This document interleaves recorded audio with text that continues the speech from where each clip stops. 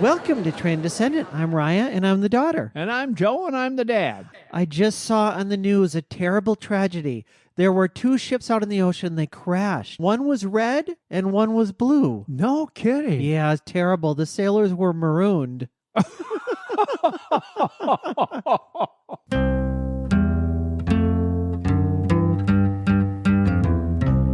I'm supposed to know what color that is? Is that the idea? I don't get it. You know, you could talk about maroon, and I to me, it's either red or blue or green or yellow. But when you come up with all these names that these women do, like you, then what? You know about 6 or 8 colors is all. That's pretty much the it. primary colors, the Yes. secondary colors, and then black, white, and gray. Well, once in a while, they'll say one that I get, like eggshell white. I get that. I know it's kind of white.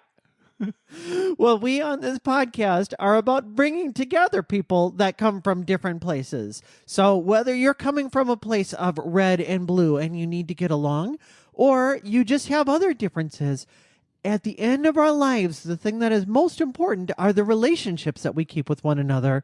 And that's what we want to do, is try to preserve those relationships. The way we preserve those relationships is by exploring all kinds of issues that affect all of us. Things like identity, faith. We talk a lot about faith, authenticity. Today, we're going to be talking specifically to the people who, as of yet, are not affirming or not accepting. We have tried very hard on this podcast to make sure that we are open and welcoming to everybody that wants to come and listen. And we're grateful to have you here, whether you are LGBTQ yourself, whether you consider yourself an ally, or whether you do not consider yourself an ally. Maybe you, like me, before I came out, I really wrestled with how LGBTQ issues went together with my faith, and I had a good 2 decades. I believed that it didn't, and there was no way to reconcile those. We are just grateful to have you here, because at the end of our lives, what matters are those relationships, and you taking the time to learn helps to preserve those relationships. This podcast isn't about winning arguments. It's about offering clarity and compassion, and maybe planting a seed of curiosity where before there might have been confusion or fear. So there's a lot of these issues that we understand people don't really grasp completely. We want to talk about some of those things. What I would say is we'd like to share with you what we wish skeptics knew about the LGBTQ community. One of the things that I think is so important in making sure that you feel welcome here is that, well, we would love to see you change and to see the world as we do. We also don't expect it. We want you to know that you can be here and you can learn the principles for keeping a healthy relationship without the expectation that you're going to come around. Although we certainly hope that you do. We hope that we can give you some good arguments. But if you stay exactly as you are, but you learn some ways to strengthen your relationships and to have more loving, more kind, more caring relationships in your life, that is our main goal here. We just want to offer clarity. The first thing that we want to talk about is that being LGBTQ is not a fad. It's not something that's new. Now, our language for talking about it is new, but you can see all through history, Greek history, there were gay people, there were lesbian people, there were transgender people. Roman history, you can see it in Eastern history. You can see it all through world history going back, but we didn't always have language for it. We talk now about LGBT. When I was in college, that's what we talked about, was LGBT. And then we added Q for queer, or sometimes for questioning. And then sometimes you'll hear it LGBTQIA2+. We usually just say LGBTQ+ on this podcast. But you can think, what are all these letters? Where are all these coming from? It's just the alphabet soup. You know, A, B, C, D, E, F. Where is all this coming from? And really where it's coming from is a lot of people have said, hey, you know what feels really empowering for me is when I have a word to describe what I've been experiencing all this time, somebody else out there gets me and understands me. You don't have to understand all of it. You don't have to get it all. None of that is important. What's important is that we treat one another with respect and dignity, and we recognize that for somebody, that letter was important for helping them on their own journey of self-discovery. I think one of the most important things was your opening statement where you said, this is not a phase, it's not a trend, it's not a fad, that we've had people like this throughout history. It doesn't seem like that when you go back and read history, but I can tell you there was a lot of the same. The percentages were the same. People didn't know enough about that to understand.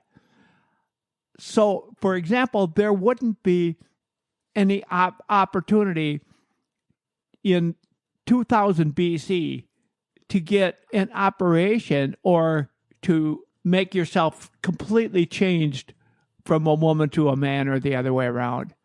That obviously wouldn't have happened. So therefore, you think people didn't have that in their head, in their mind. And in fact, there were people, many times you've heard stories about people who masqueraded as another gender. It's in the Bible, it's in a lot of stories. It goes on and on. There's an interesting story back in, I believe it was the 1920s, when the Masonic order allowed only men to become Masons. There was a person in Canada who joined the Masons and was a part of it for 25 years before they found out that biologically she was a woman. And they never knew it. But what's interesting is they voted to allow him to stay.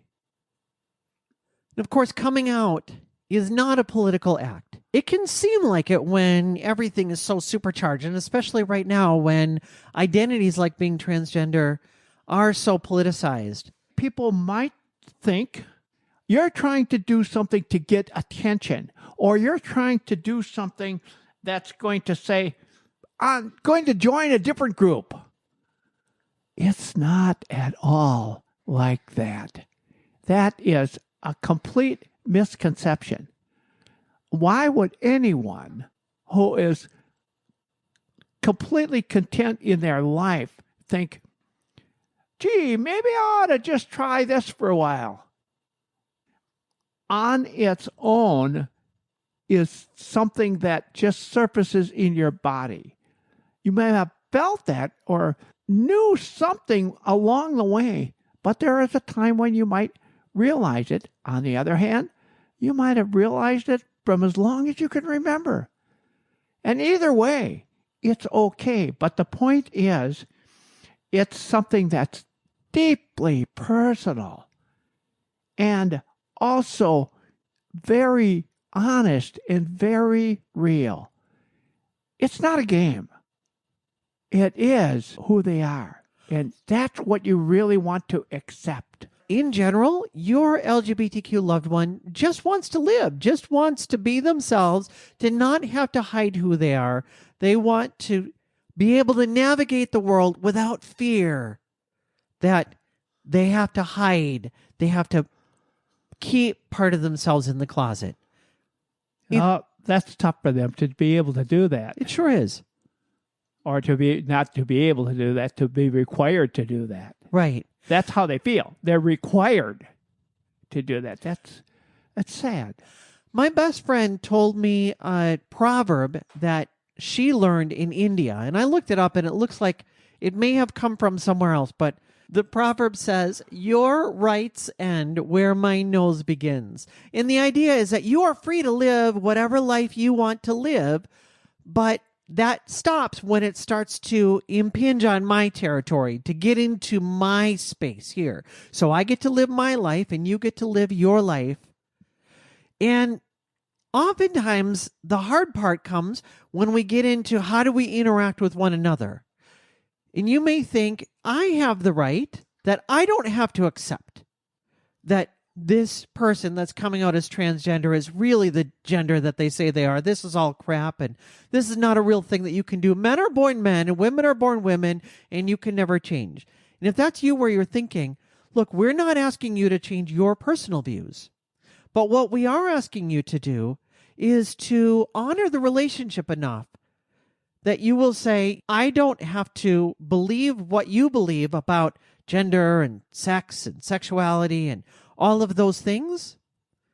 But because I love you and I believe that I should treat you with respect, I'm going to use the name that you've asked me to call you, and I'm going to use she, her, or he, him for you, or they, them for you, or even neopronouns if that's what your loved one has asked for. And that doesn't mean that you have changed your viewpoint, that you've given in, that you've just become part of the woke crowd now. No, what it means is, I love my son. I love my daughter. I love this family member. And unless I treat them with the respect that they're asking for, it's going to feel like I'm hitting them in the nose. Now, you have the right to do that, but then they have the right to stop coming around because it's going to feel really hurtful. I tell you, what you're saying goes a long way to preserving relationships, and also goes a long, long way in mending relationships that may have been broken. This works very well. When your loved one comes out to you, this is not something that they've done on a whim, because it's hard. And nobody does something like coming out when it's hard just to do it. Just, oh, this would be a fun Friday evening activity. When I came out to you, Dad, it was a long time of agony and wrestling with things and trying desperately to figure out, could I figure out another way?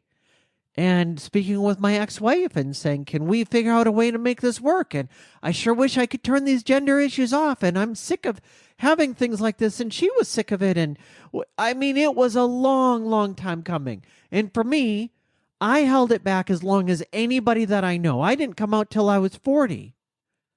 But when it was time to come out, there was no holding it back. It was like I was one of the strongest people that I know.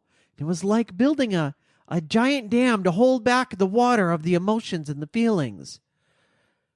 And there was a point where the pressure was just too much. And if I would have had the freedom to come out, I would have done it much, much, much earlier. But I felt like I had to hold things back.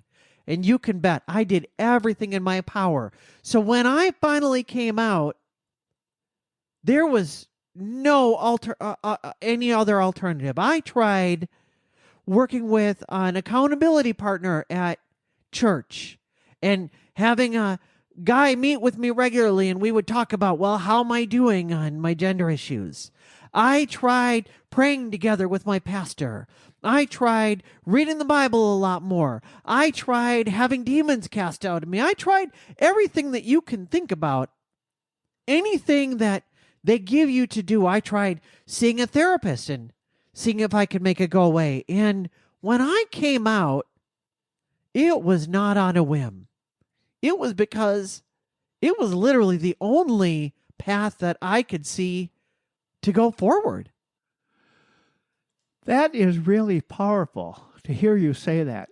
And I know now, since we've been doing this podcast, and since before that, it's been 9 years already.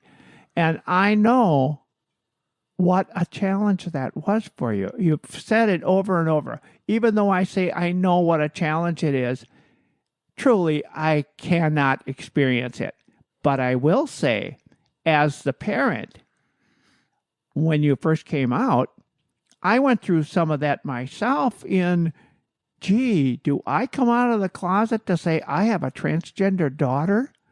It took me a while to do that. We talked about that on other podcasts, and I won't go into the story again now. It's just the idea that I experienced that probably to 1/10 of the power that you did. Yeah. But it was an experience. And those of you out there right now who have an LGBTQ plus son, daughter, father, nephew, whatever, may be feeling that same thing. But I can tell you, once I finally got comfortable with telling people, I got to the point where I'm kind of proud. I'm proud of it. I know you appreciate that. Yeah. Yeah.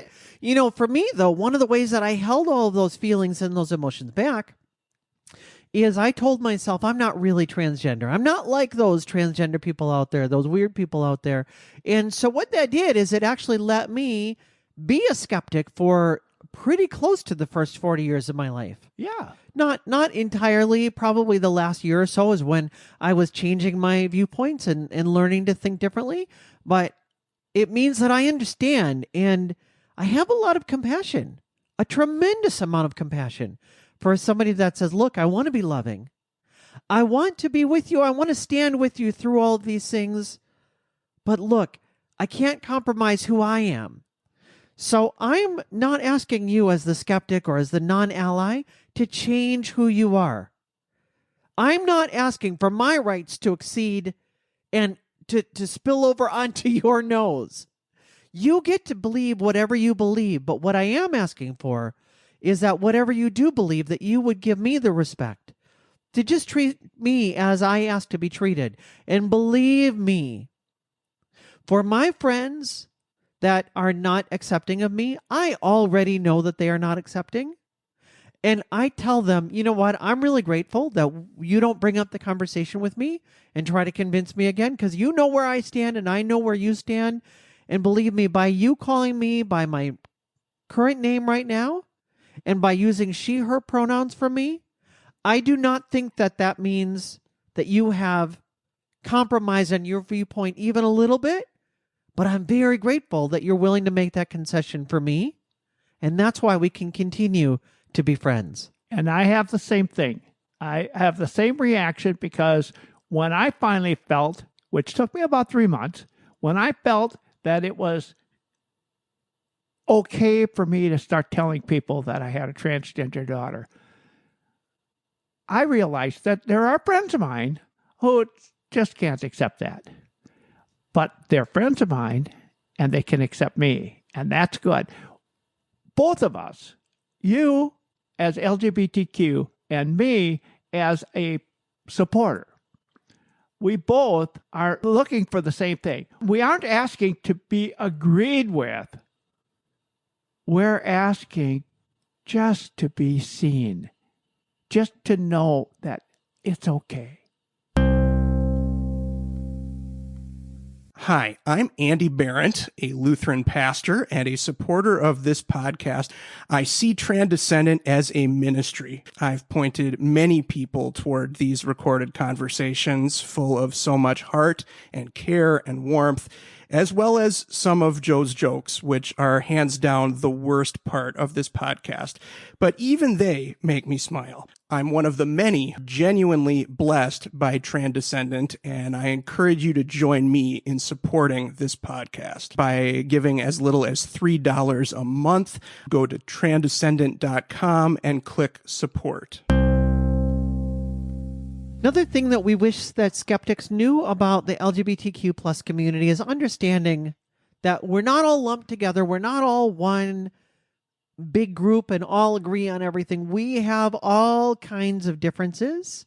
And I really believed before I came out that all LGBTQ plus people were part of this like group off there that all believed one kind of way, thought one way, and all were pretty much the same. And I realized very early on, very first time I realized this is when I came out to some friends of mine that were gay men. And I said, I think I might be transgender. And I kind of figured they would get it. And they actually turned to me and said, we have no idea what to say. We don't know the first thing about being transgender. I don't know if they even knew a transgender person, maybe, in passing. And I realized at that point, there's a big, big difference between sexual orientation and gender identity. And in fact, there's a big difference between those things and gender presentation and between romantic orientation. And each person, each one of us is different on how we are. Before I transitioned, I kind of figured, and this is one of the things that made me think I probably wasn't really transgender, is it was primarily gay men that just wanted to be more attractive to men. Yeah. Well, I realized that that's not even close to the truth. Right. There are some transgender women that are attracted to men. There are some that are attracted to women. There are some that are asexual and are really not attracted to anyone. So I used to believe, well, it must just be some fetish, or it's just, oh, that's your weird thing that you're kind of into. And I discovered it's not like that at all. It's really just being who you are. And we all want to be who we are, but that's all going to come out in different ways. I think there are a lot of people out there that are just hearing that for the first time. That is something that a lot of people do not understand. I think the people who are not accepting, a large, very large majority of those people do not know what you just said. And it may come as a surprise to a lot of people to discover that I'm really not even all that attracted to men. And I know many transgender men, in other words, somebody that was assigned female at birth, was probably raised as a girl and then discovered later on, this is not who I am, and transitioned later on to present as a man in society. And they discovered that they are still attracted to men. And so we would say that they are gay men, and I would be considered a lesbian. Mm-hmm. Well, you figure, well, why would somebody do that? I don't understand. You know what? I don't understand either. All I know is I couldn't turn it off. Yeah. And I sure wish that I could. I don't get it. I wish that my brain made sense, but it doesn't make sense. And we all do things that we recognize. I don't know why I do it like this, and I sure wish that I could do it other than how I do it right now. But for whatever reason, this is my preference. I grew up, I hated peanut butter. And every kid I knew loved peanut butter and jelly sandwiches. Except for me, I hated peanut butter. You could not get me to touch peanut butter. Wow. Why? I don't know. I just didn't like it. It took me a long, long time. It was well into my adulthood that I finally got okay with peanut butter. I did not like it. Well, if you do like peanut butter now, don't spread it around. I'd be a nut. We all have who we are, and there's differences between us. And recognizing that there is a difference between who you're attracted to and who you are is one big difference. A lot of people think that being gay and having faith don't go together. They think that if you are gay or lesbian or any LGBTQ plus, that you don't have faith or you shouldn't have faith or you have rejected faith or something like that. It is absolutely not true. They are not, you can be only one thing and not the other. As a matter of fact, people who are LGBTQ who had a strong faith prior to that often wrestle so much with terrible, terrible things. They consider that they're being driven away from God because of who they are. And that's why all the talk about this and telling them all of these things is what brings them to the point of considering suicide. And many of those people actually succeed. And it is so sad. God is not a God who wants what's worst for us.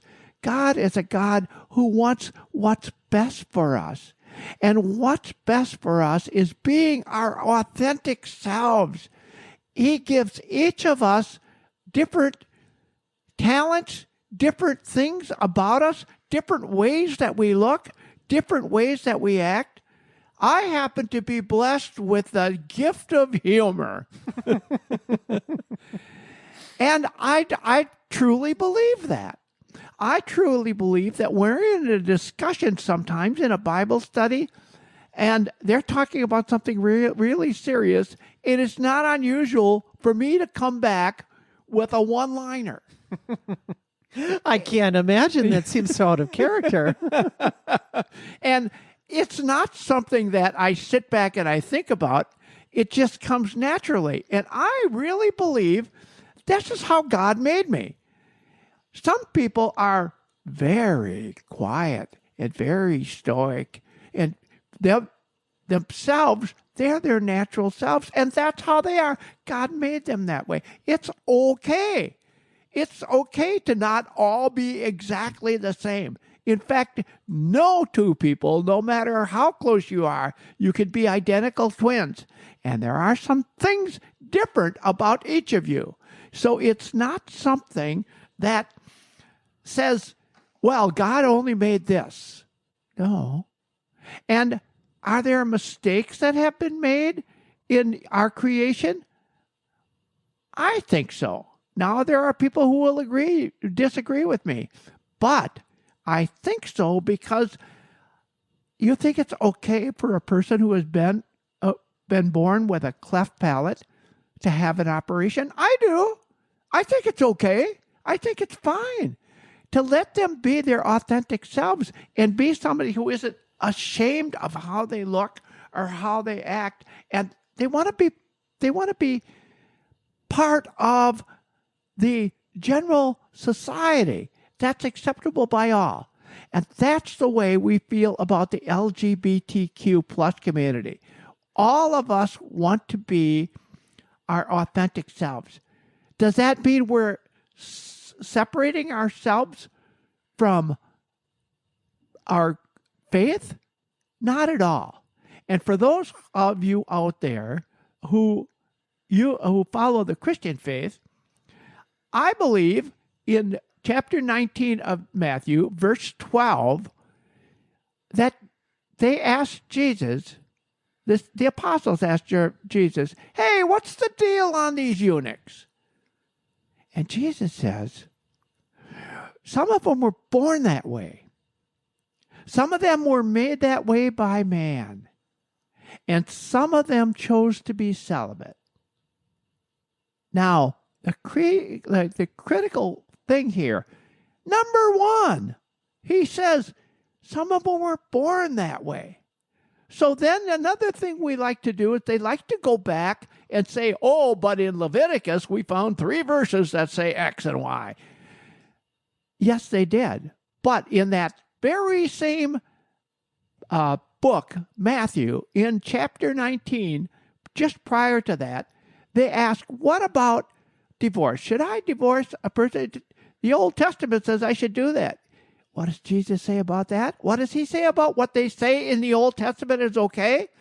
He says, those people hardened their hearts. I tell you, it is not okay to divorce your wife for any reason other than adultery. And if you marry again, you're committing adultery. That was what Jesus said. And so he said, wait a minute, what you're looking at in the Old Testament, nope, that's not the deal. You know, I am Jesus Christ, and I am telling you this. I like to live with that because I believe it's true. So faith and LGBTQ plus goes together just as much as faith and left-handedness does. It sure does. I always think of the verse from Romans chapter 14, comes from verse 4, where Paul says, who are you to judge another man's servant? And he's talking about how there were problems in the church at that time of people being judgmental towards one another.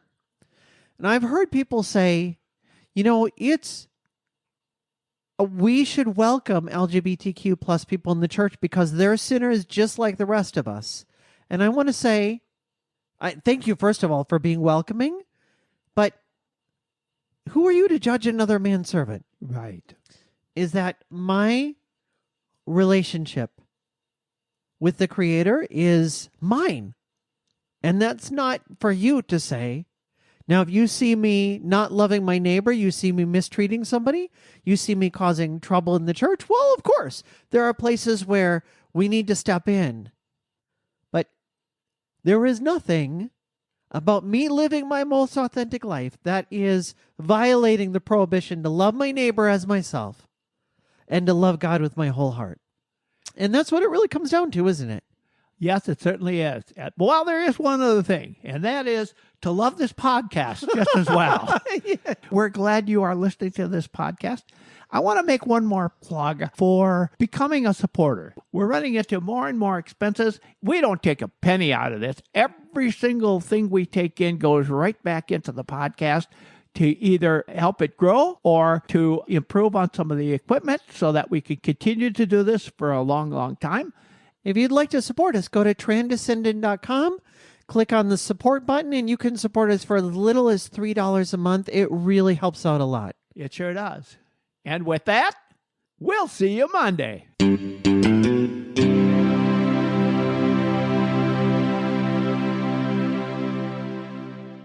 Your rights end where my nose begins. What? When you said that, I thought, your right end. And I thought, where's your right end?